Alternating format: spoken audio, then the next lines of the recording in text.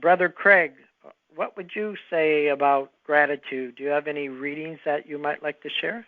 Yes, I do. The first thing that came to my mind when I think of gratitude in the New Testament is a story that those of us who were raised Christians probably heard in Sunday school when we were kids. And I certainly did. And I never really felt the real message until very recently. And it's the story, it's in Matthew and other places. It's Matthew chapter 14. It's when Jesus feeds the 5,000 when the fishes and the loaves. And I'll just read it briefly here. And then there are three things that really pop out at me from this reading. First, Jesus is followed by crowds. And he has a large crowd where he's been doing healing and just feeling great compassion for the sick. And then it begins in verse 15. As evening approached, the disciples came to him and said, "This is a remote place, and it's already getting late. Send the crowds away so they can go to the villages and buy themselves some food." And Jesus replied, "They do not need to go away. You give them something to eat."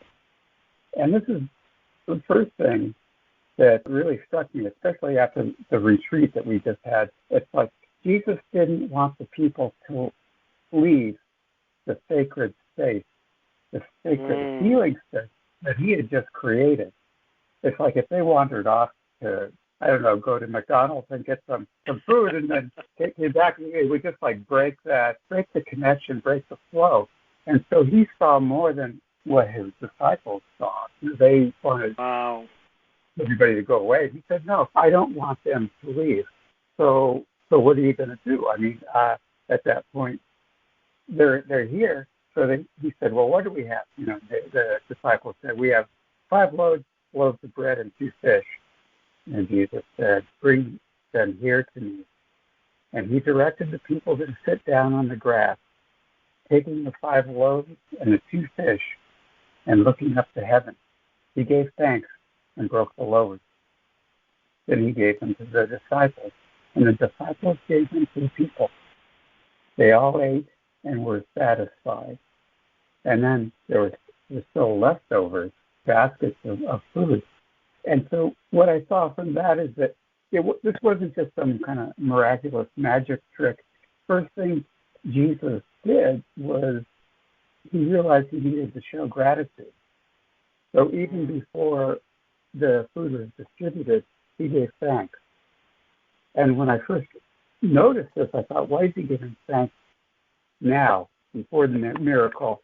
And and it begins with gratitude. And I think what he's showing here, or what he's communicating to me, is that divine grace is not transactional. You cannot say, "Okay, God, I'll do this, and then you'll give me some food," right? The gratitude comes first. You must reach out with gratitude and be grateful, and then you will be satisfied.